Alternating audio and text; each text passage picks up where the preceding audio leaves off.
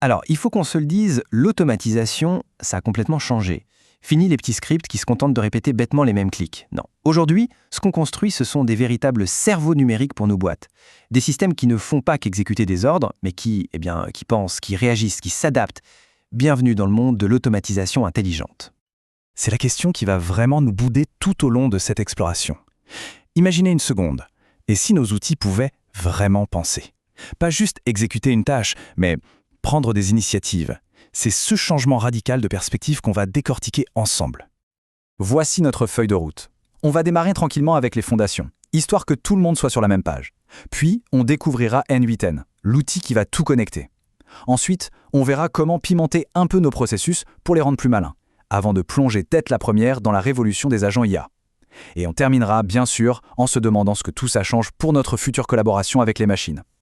Allez, c'est parti, on commence par le commencement. Parce qu'avant de vouloir construire des systèmes autonomes ultra complexes, il faut maîtriser les briques de base. Un workflow même très intelligent qui plante à cause d'un détail fondamental, il perd tout de suite son côté intelligent, pas vrai? Au cœur de n'importe quelle automatisation, il y a ce qu'on appelle le workflow.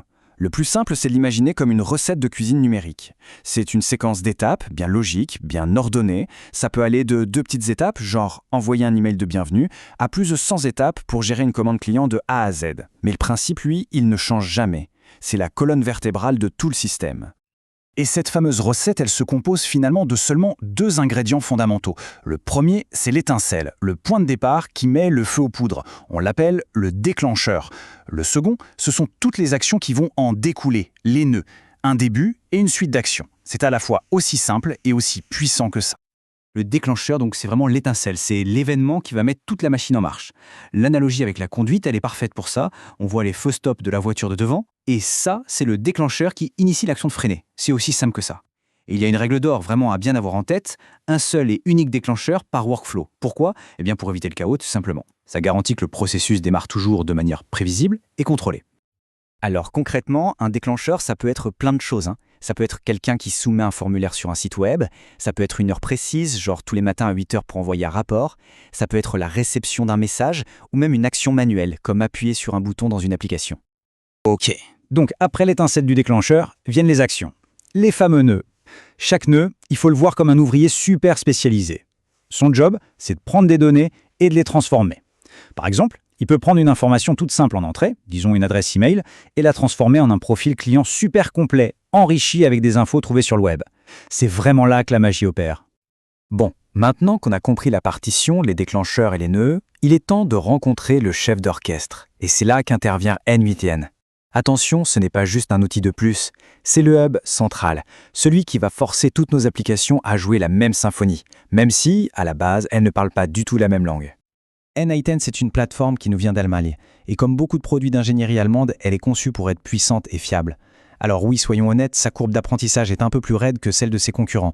Mais cet investissement en temps, il est largement rentabilisé. On obtient une flexibilité quasi illimitée pour un coût bien inférieur. Ça en fait un véritable atout stratégique sur le long terme. D'accord. Mais comment N8N fait-il pour faire discuter entre eux des outils comme HubSpot, Slack ou Salesforce?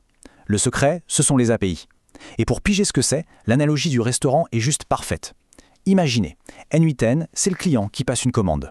L'API, c'est le serveur qui prend cette commande et va la transmettre à la cuisine. Et la cuisine, c'est l'application distante, comme Airtable par exemple, qui prépare le plat, c'est-à-dire qui traite la demande. C'est aussi simple que ça. Parfait. Maintenant qu'on sait comment connecter nos outils, il est temps de passer au niveau supérieur. Parce qu'un bon workflow, ce n'est pas juste une ligne droite. Non, il doit être capable de gérer la complexité et surtout les imprévus du monde réel. C'est à ce moment précis que le workflow commence à penser. Avec la logique conditionnelle, on crée des embranchements, des bifurcations. Le processus se pose une question, par exemple, est-ce que ce contact est déjà un client? Si la réponse est oui, il prend le chemin A. Si c'est non, il prend le chemin B. Le résultat? Une communication beaucoup plus pertinente et une expérience utilisateur bien meilleure. Le processus devient adaptatif. Et voilà un point qui sépare une automatisation amateur d'un système vraiment robuste, la gestion des erreurs. Parce que le monde réel est imprévisible. Une API peut tomber en panne, ça arrive. Plutôt que de laisser le workflow échouer en silence dans son coin, on va le rendre résilient. On va lui apprendre à notifier un humain et à réessayer plus tard. C'est toute la différence entre un petit bricolage et une solution professionnelle. Tout ça nous amène à un choix stratégique important. Est-ce qu'on vise une automatisation partielle ou complète? L'approche partielle, elle est maligne, parce qu'elle intègre une étape de validation par un humain. C'est une excellente façon de gérer le risque, surtout au début d'un projet. Et puis, une fois que le système a fait ses preuves, qu'on lui fait confiance, là on peut passer à une automatisation complète où tout s'exécute de bout en bout sans la moindre intervention. On arrive maintenant à la partie la plus disruptive, la fonctionnalité qui change absolument toutes les règles du jeu. Les agents IA ne sont pas juste une petite amélioration, c'est une réinvention totale de la façon dont on conçoit l'automatisation. Et ce n'est pas juste un mot à la mode, un buzzword. Non, on parle d'un véritable changement de paradigme. La question qu'on se pose n'est plus « quelles sont les étapes que je dois programmer ?», mais plutôt « quel est l'objectif que je dois lui donner ?» C'est toute notre manière de penser l'automatisation qui est en train de basculer. Voilà la différence fondamentale. Jusqu'à maintenant, on faisait de l'automatisation prescriptive, on dictait à la machine chaque étape dans un ordre bien précis.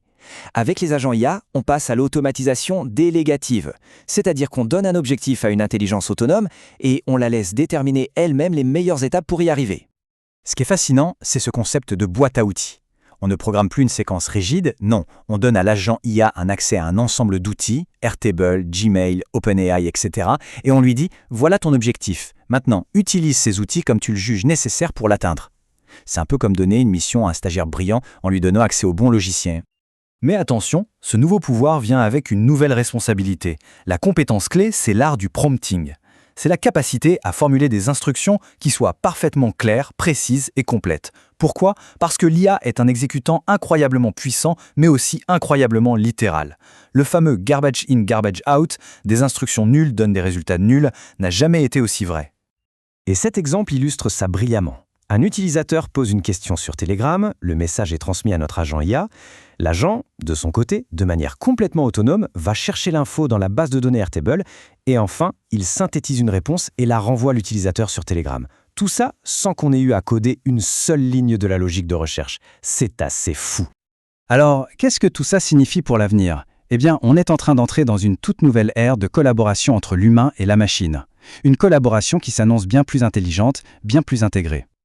Si on devait résumer, il y a 3 points clés à retenir de tout ça.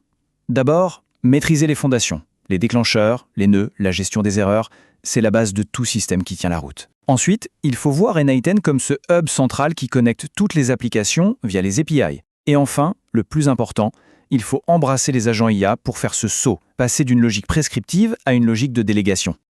Et c'est sur cette idée qu'on va se quitter. Ce qu'on construit aujourd'hui, ce ne sont plus de simples automates. Ce sont des collaborateurs numériques capables de raisonner, de prendre des initiatives. Notre prochain collègue, notre prochain assistant pourrait bien ne pas être humain.